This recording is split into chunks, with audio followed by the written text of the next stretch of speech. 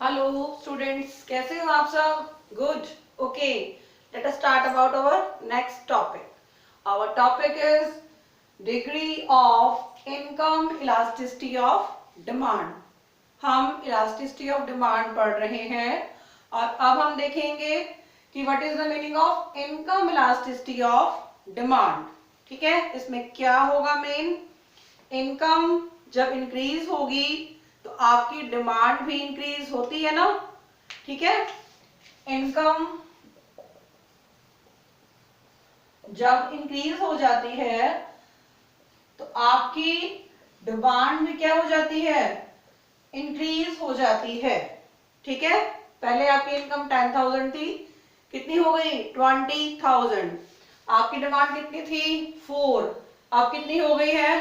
8. इसका मतलब इनकम के इंक्रीज होने पर डिमांड हमेशा ही इंक्रीज हो जाती है. क्या ये ठीक है? ऐसा नहीं होता.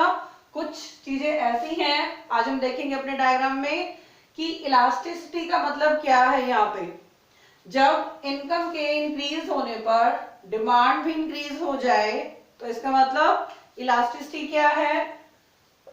इक्वल टू 1 है. ठीक है, इलास्टिसिटी की अलग अलग फॉर्म होती है.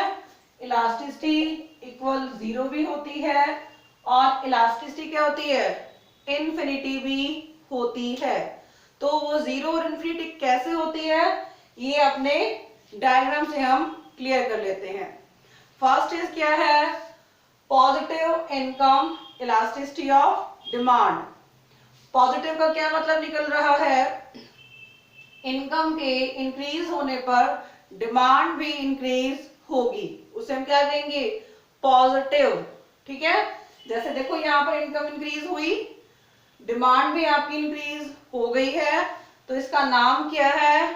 Positive income elasticity of demand. ठीक है, आपकी इनकम कितनी थी? 10,000 आपकी इनकम थी. आप 4 गुड्स परचेज कर रहे थे. ठीक है, लेट अस अज्यूम कि आप 4 केजी एप्पल ले रहे थे. जब आपकी इनकम कितनी हो गई? 20,000. तो क्या होगा? अब एप्पल ज्यादा खाने शुरू कर दोगे तो क्या हो जाएगा? इनकम अगर बढ़ जाती है तो आपका कंजप्शन भी बढ़ जाता है. ये 6 क्या हो गया आपका? पर मंथ का कंजप्शन. इसे हम क्या कहेंगे? Positive income elasticity of demand. जब इनकम के इंक्रीज होने पर डिमांड भी इंक्रीज हो जाए तो उसका नाम क्या है यहाँ पर? Positive income elasticity of demand. ये क्या हो सकती है? डबल भी हो सकती है. जैसे देखो इनकम डबल हो गई है, डिमांड आपकी यहाँ पर डबल हो सकती है, या डबल से थोड़ी सी कम हो सकती है. ठीक है, या डबल से थोड़ी सी ज्यादा भी हो सकती है. 3 चीजें हो सकती हैं. इनकम के डबल होने पर आपकी डिमांड 4 से क्या हो गई? 8 हो गई, तो उसका मतलब क्या हो गया? डबल हो गई सीधा.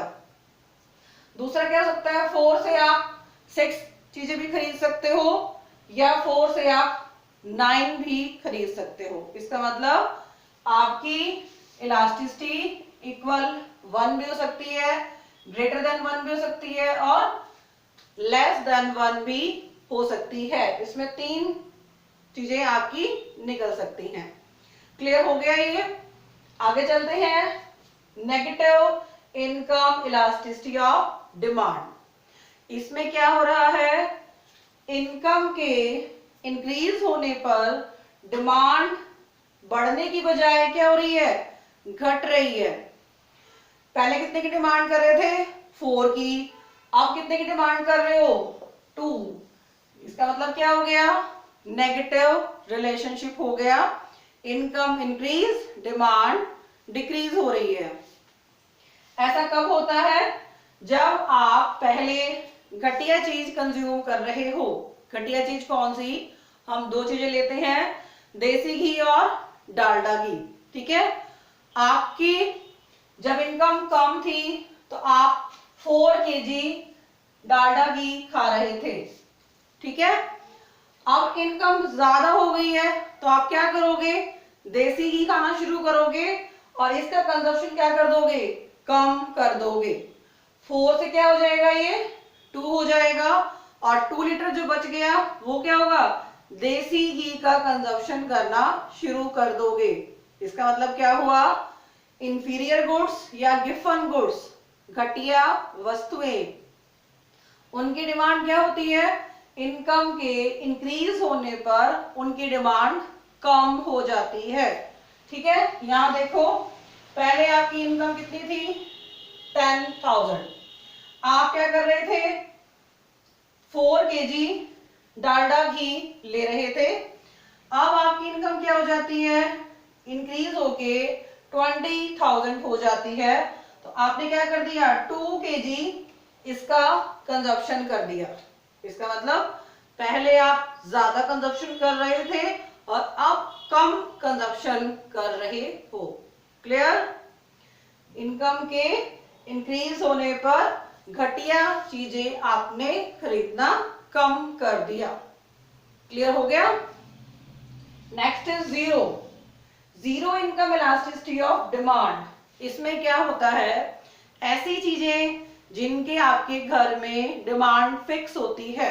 फिक्स मतलब आपके घर में एक महीने में 1 kg नमक लगता है, ठीक है, ½ kg आपकी रेड चिली पाउडर लगता है, लाल मिर्च जो है वो ½ किलो लगती है और सॉल्ट कितना लगता है, 1 kg। तो क्या आपकी इनकम जब ज्यादा हो जाएगी तो नमक खाना ज्यादा कर दोगे, नो।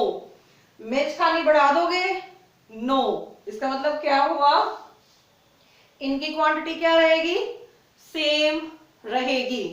अगर आप 1 kg नमक कंज्यूम करते हो 1 मंथ में तो आपकी इनकम चाहे 10,000 हो चाहे आपकी इनकम 20,000 हो जाए, आपकी जो नमक की कंजप्शन है वो कितनी रहेगी, 1 kg। इसका मतलब जीरो हो गया, कोई फर्क नहीं पड़ा इनकम के इंक्रीज या डिक्रीज होने का। जब इनकम के इंक्रीज या डिक्रीज होने का डिमांड में कोई भी इफेक्ट नहीं आता है तो उसे हम क्या कहते हैं, zero income elasticity of demand.